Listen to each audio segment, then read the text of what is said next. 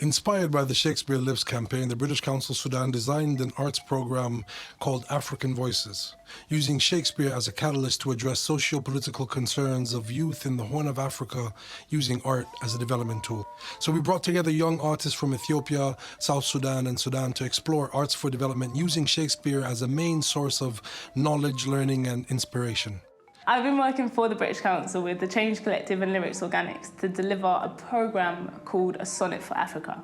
Now, A Sonnet for Africa is really looking at Shakespeare's sonnets, well, 4 of Shakespeare's sonnets that I've chosen, and how they can be pulled apart and remoulded into 21st century pieces of poetry which explore cultural identity. So really looking at the narrative structure of a sonnet, how it opens with an idea and presents an idea, and then how it expands that idea and becomes more specific, the twist, and then a resolution.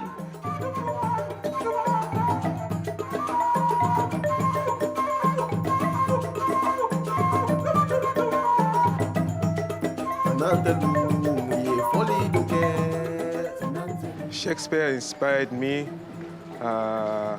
After this experiment, now I became a new guy, and I will do my best through writing to help the world, to help changing the world. If you come from the same place, you're able to give each other new things and new experiences and new knowledge. And when somebody comes from a different culture, for the sake of art, you're bound to create something that has a certain flavor that neither of you could imagine. Even if you do something that you're used to, the influence of people from different cultures, it comes in and it helps you.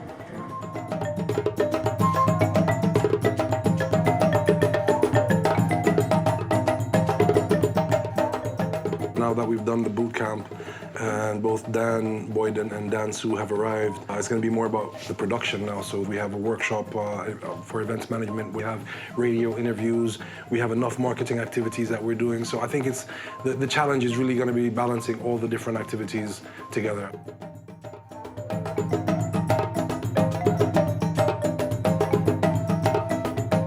It feels like a massive opportunity, not just to perform to these 800 people, but to showcase themselves, but also to show what is possible.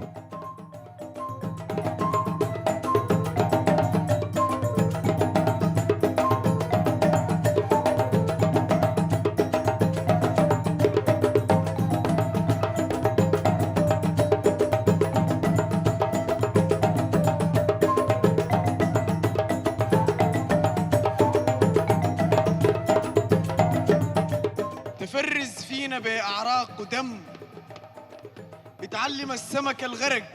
Before the next time you decide to ask me who I am, you can hit my bullet shells. How can we ruin this? Thinking that we have the right to follow other people's foolishness. وانت لسه في التيم كان انت ونسو انت بيجري وين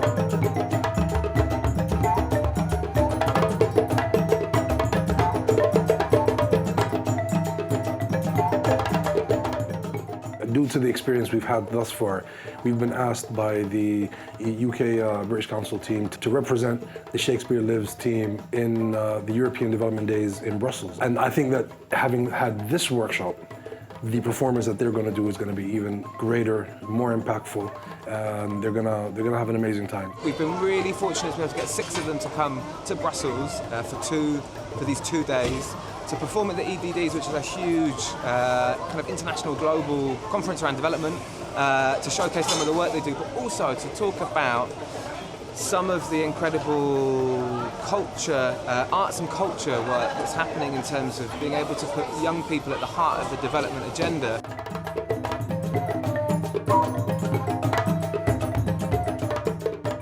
So we're here from representatives from each country, basically represent what we've been trying to do for the past couple of months, trying to summarize that and show the world what we are, like I said, getting voices heard through art and probably, hopefully, surely evoke change.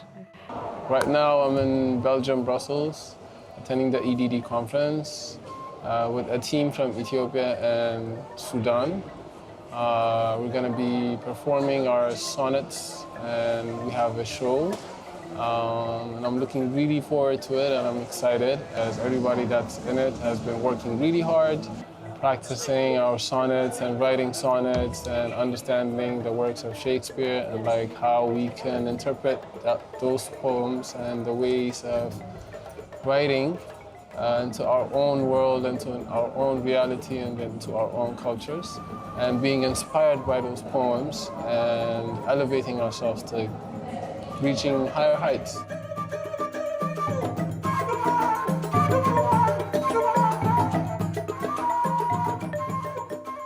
We've come to Brussels and it's been an amazing experience. For myself alone, I've had the opportunity to kind of be here to support a selection of the young people that were on that Sonnets programme. And it's been, a wonderful experience. It really feels like they've grown as artists and as people and as leaders. This is been a perfect opportunity for them to show that to the world, because the thing about workshops is it's often internal, and the beautiful thing about what happened in Khartoum was that there was a performance at the end of it, but then what happens after that? On one level is the kind of legacy, the digital platforms and the videos and so on and so forth, but this is kind of like a real tangible legacy that's happening in a whole other continent with people who didn't know about the project, who are aware of British Council's amazing work but weren't aware of how deep Shakespeare Lives went, or necessarily where it went, and it's amazing to see how lots of people are engaging with that process and seeing that performance.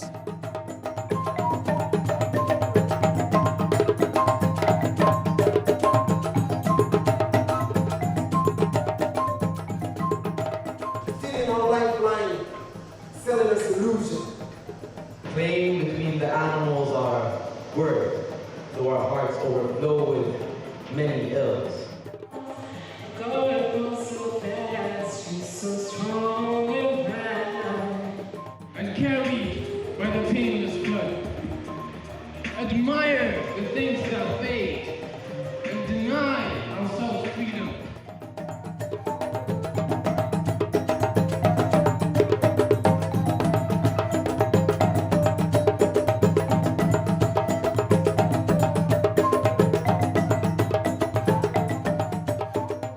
So unlike most programs, the young artists that we brought together are actually not really artists by trade. The majority of them are young professionals, either engineers, pharmaceutical students, doctors, and so forth. Many of them have had a bit of engagement with some kind of art form, whether it be poetry or hip hop or rap or so forth. But I don't think they've ever really organized themselves or seen themselves as an artistic collective or as artists, period.